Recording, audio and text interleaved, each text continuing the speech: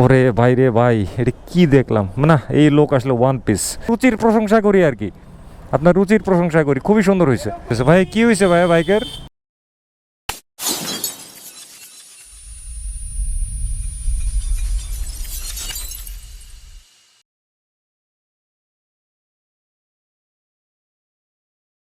কেমন আছেন সকলে? আশা করি সবাই ভালো আছেন, সুস্থ আছেন, নিরাপদে আছেন। হাহা, বিকাল 5টার সময় ব্লগ শুরু করলাম, আমি কত ভালো। আর যে সময় ব্লগ শুরু করেছি তখন খুব টেমটেমানি বৃষ্টি পড়তেছে, অধিকতর টেমটেমানি, মানে গুড়ি গুড়ি বৃষ্টি। আর যেখান দিয়ে এখন যাচ্ছি সেখানে হচ্ছে মেট্রো রেলের স্থাপনা, আগারগাঁয়ের রাস্তা আর কি।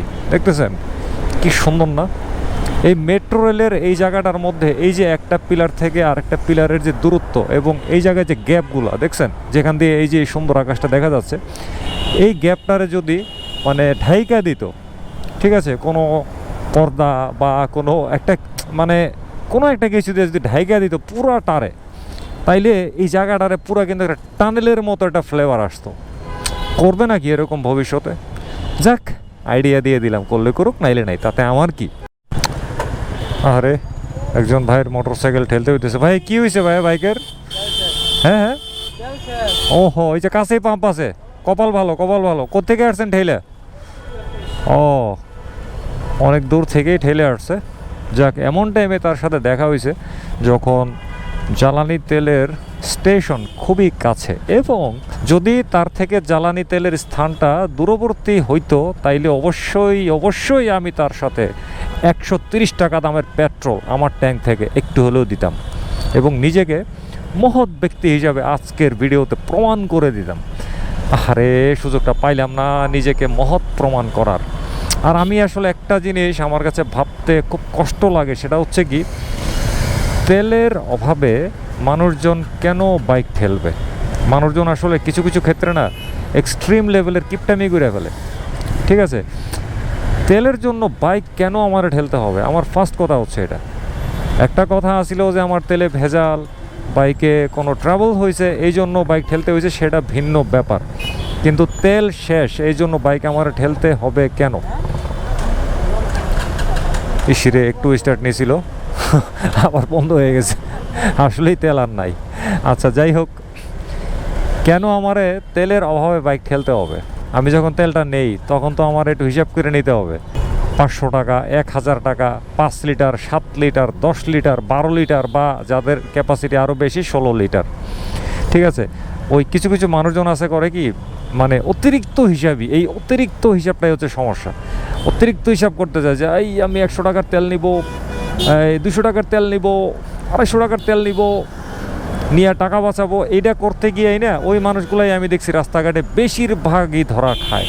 কেউ আবার ভাই আমার ভুল বুঝেন না, মনে করেন না যে আমি খুব অহংকার দেখাইতেছি, টাকার গরম দেখাইতেছি। না রে ভাই, আমার এত টাকা পয়সা নাই, তো এত টাকার গরম দেখাইতেছি না। আমি জাস্ট আমার যে মনোভাবটা আর কি, সেটা আমি একটু ব্যক্ত করছি, এবং ভালোর জন্যই কিন্তু ভাই ব্যক্ত করছি। এখানে আমার নিজস্ব কিন্তু ভাই কোনো স্বার্থ নাই, ঠিক আছে? রাস্তাঘাটে আসলে এইসব দৃশ্য দেখলে কষ্ট লাগে আর কি। মানুষজন এই যে ঠেলা বাইক নিয়ে যায়, তেল নাই, বুঝছেন, এগুলো দেখলে খুব কষ্ট লাগে, মায়া লাগে আর কি। এইগুলা থেকে আসলে আজকের এই এতগুলা কথা বলছি। ও মাগো, এটা কি দেখলাম? কি রে ভাই, এটা কি আফ্রিকার জঙ্গল থেকে বাইর করে আনছে? হ্যাঁ জহির, কার এটার মালিক কে? ওহো রে, এই লোক তো সেই রকম শৌখিন। বুঝছি, ভদ্রলোক একজন মুক্তিযোদ্ধা, এখানে ব্যাচ লাগানো আছে, মুক্তিযোদ্ধা সন্তান সংসদ। আচ্ছা বুঝতে পারছি, উনি মুক্তিযোদ্ধা পরিবারের। ওরে সর্বনাশ, মানে মুক্তিযুদ্ধর একটা মানে কি বলা যায়, সংগ্রাম যোদ্ধা একটা ভাব, আর্মি একটা ভাব নিয়ে আসছে এই মোটর সাইকেলটার মধ্যে এইসব ডেকোরেশন করে। ওরে বাপ রে বাপ, এখানে দেখেন পবিত্র কোরআনের কিছু কথাবার্তা আছে, এইখানে সুন্দরভাবে লেখা আছে, মিটিং করে রাখছে, যানবাহনে উঠার দোয়া সুবাহান আল্লাহি সাক্ষার লানা হাজা ওয়ামা কুন্না লাহু মুখ রিনিন ওয়া ইন্না রাব্বিনা লামন কালি বুন, ঠিক আছে? ভালো। এটা কি জহির, এটা কি বাইক? আমি তো বুঝতেছি না। ডিসকভার 135। ও টাঙ্কি কই, হ্যাঁ ও রে টাঙ্কি তো, ও মাই গড, উনি একজন লাভার। সর্বনাশ বাইরে ভাই। এনে কি লেখছে HAB, হাব মানে কি বুঝাইছে উনি আমি জানি না। যাই হোক, কই বাংলাদেশের পতাকা? ও রে, এখানে বাংলাদেশের পতাকা বানাইছে না, ওনার মধ্যে আসলে দেশপ্রেম আছে ভাই। এটা কোনটা? ও আচ্ছা, এইটা নৌকার শেপ, এই যে নৌকার ভেতরে লোকটা, আবার এখানে লাইট আছে, রাত্রেবেলা লাইটেড। লোকটা আসলে শৌখিন, তার মধ্যে আসলে দেশপ্রেম আছে, বোঝা যায়। মানে ভাই আসলে এটা না হইলে কিন্তু এগুলো কিন্তু সম্ভব না। আর ভদ্রলোকের নাম সম্ভবত হাবিব, এই যে এখানে লেখা আছে হাবিব, বুঝতে পারছি। এই যে চাবিটা নাও তো, ঘেটে সেট করো। বুঝতে পারছি। দেখেন কি অবস্থা, আরও কি আছে দেখানোর মতো, দেখি তো। আমি নিজেও দেখলাম আর আপনাদেরকে একটু দেখাইলাম। এটা হচ্ছে সাইড কভারগুলা, আর সাইড কভারের মধ্যে দেখেন কি করছে। এই যে দুইটা সাইড কভার, সেই আল্লাহ, আমার তো দেখা। আর এই যে টাঙ্কিটা সরাও। এটা হলো সিটটা, এই দেখেন সিটের মধ্যে, পিলিয়ন সিটের এইখানে এই যে নরম সবুজ ঘাসের ছোঁয়া দিয়ে দিছে। যিনি পিলিয়ন হয়ে বসবেন তার তো সেই রকম লাগবে। সামনেও উনি নরম সবুজ ঘাসের ছোঁয়া দিয়ে রাখছে। দেখি আল্লাহ, নারকেল গাছের ইয়ে দুইটা টব, এটা নাকি দুই সাইডে ঝোলাই রাখে। এই যে দুইটা হাতে হারকেন, এই যে দুই হাতে দুইটা, আমার হাতে হারকেন ধরে রাখছে। ওরে ভাই রে ভাই, এই লোক একটা জিনিস রে ভাই। এই দেখেন একজস্ট পাইপের উপরে সহকারে উনি লাগাই দিছে, অস্থির জিনিস। এই যে স্টিয়ারিং এর সাইডটা যদি দেখি, দেখেন ওরে সর্বনাশ, এইটা একদম পুরো জীবন্ত বৃক্ষ। এই বৃক্ষটার নাম আমার যদ্দূর মনে পড়ে, এটা হচ্ছে স্পাইডার। ঠিক আছে, এটাও জীবন্ত বৃক্ষ, এটার নামটা জানি না। ওরে সর্বনাশ, এটা আমি কি দেখলাম রে ভাই, কি দেখলাম। এই যে সামনে কাদা টাদা যাতে না ছিল, এটা গার্ড, ওই গার্ডের মধ্যে সহকারে উনি এরকম কৃত্রিম ঘাস দিয়ে দিছে। ওরে ভাই রে ভাই, এটা কি দেখলাম না। এই লোক আসলে ওয়ান পিস। দেখছেন পেছনের সাইডটা গ্র্যাবরেল ট্র্যাপের যা আছে, মানে আপনার গ্র্যাবরেল ধরতেও আরাম লাগবে। ও রে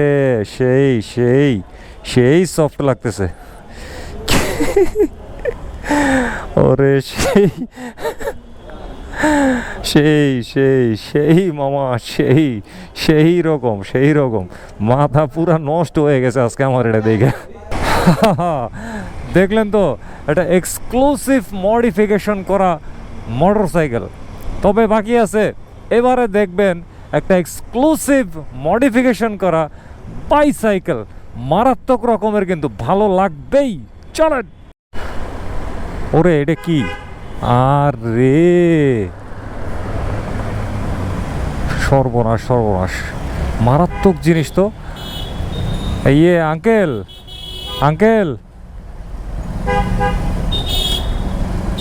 দেখি তো ওনার একটু দাঁড় করাইতে পারে কিনা। সেই একটা জিনিস তো, আমার যাওয়ার কথা ছিল কিন্তু এখন বাদে, কিন্তু যাই নাই। আঙ্কেলের পিছু নিতেছি। আঙ্কেল একটু দাঁড়াবেন?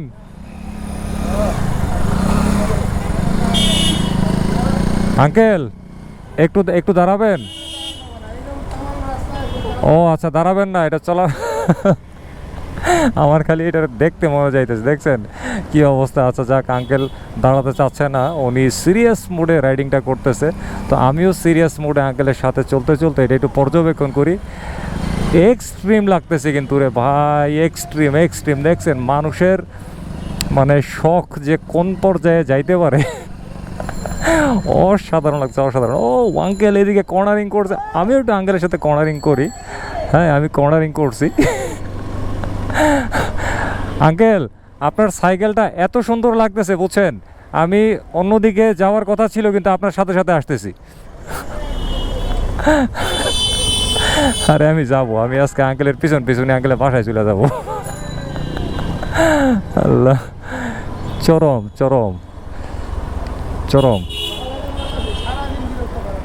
তাই না আঙ্কেল, আসলে আপনি এমন জিনিস বানাইছেন, মানুষজন কিন্তু দেখলে অনেক কিছু জিজ্ঞাসা করবে।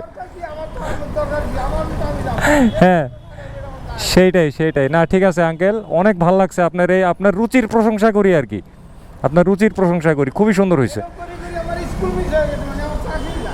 ও আচ্ছা বুঝতে পারছি বুঝতে পারছি ঘটনা হয়েছে। আচ্ছা যাক, আঙ্কেলের পিছনে আর যাবো না।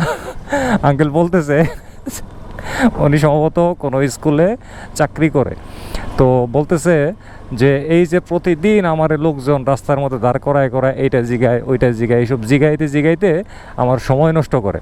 সময় নষ্টের কারণে আমার চাকরিতে যাইতে দেরি হয়, এই কারণে আমার চাকরি চলে যাওয়ার মতো অবস্থা হয়েছিল। ওরে আল্লাহ, আসলে উনি এমন এপিক একটা জিনিস করছে, এমন এপিক একটা মডিফিকেশন করছে ওনার বাইসাইকেলের মধ্যে, এইটারে দেখলে কিন্তু ভাই যে কেউ আমার মতো এইভাবে আঙ্কেলের পিছু কিন্তু নিয়ে নেবেন। সো সাবধান, এই ভদ্রলোকরা যে এখানেই দেখেন, ডিস্টার্ব করেন না, পরে কিন্তু এই ভদ্রলোকের চাকরি চইলা যাওয়ার ঝুঁকি তৈরি হয়ে যাবে। জোস জিনিস, জোস, প্রশংসা না করে পারা যাচ্ছে না। দেখলেন তো এক্সক্লুসিভ সাইকেলটিও কেমন লাগলো? এক্সক্লুসিভ মোটর সাইকেল এবং সাইকেল কোনটা বেশি ভালো লাগছে? ঝটপট কমেন্ট করে বলান। আমার কাছে কিন্তু ভালো লাগছে ভাই দুইটা জিনিসই। সত্য কথা, দুইটা জিনিসই আমার কাছে ভালো লাগছে, খুবই এক্সক্লুসিভ জিনিস রে ভাই। মোটর সাইকেলটারে তো দেখার পরে আমি মানে আনন্দে উৎফুল্ল হয়ে পড়ছি, প্লাস সাইকেলটারে দেখার পরে তো আরও আনন্দ উৎফুল্ল হয়ে উঠছে, তো ফুইলা ফাইপা উঠছি তেলের পিঠার মতন। সত্য কথা ভাই, মানুষ আসলে যে কত রকমের মানুষ এই পৃথিবীতে আছে ভাষায় প্রকাশ করার মতন না। এবং এই দুইটা জিনিস দেখা এই যে আমি এত আনন্দে উৎফুল্ল হয়েছি, এটা কিন্তু আমি মানে নেতিবাচকভাবে বলতেছি না, খুবই ইতিবাচকভাবে বলতেছি। খুবই ভালো লাগছে।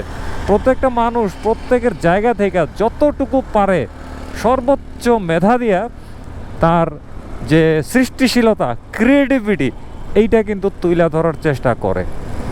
তো যাই হোক, আজকের এই ব্লগ এইখানে শেষ করে দিচ্ছি।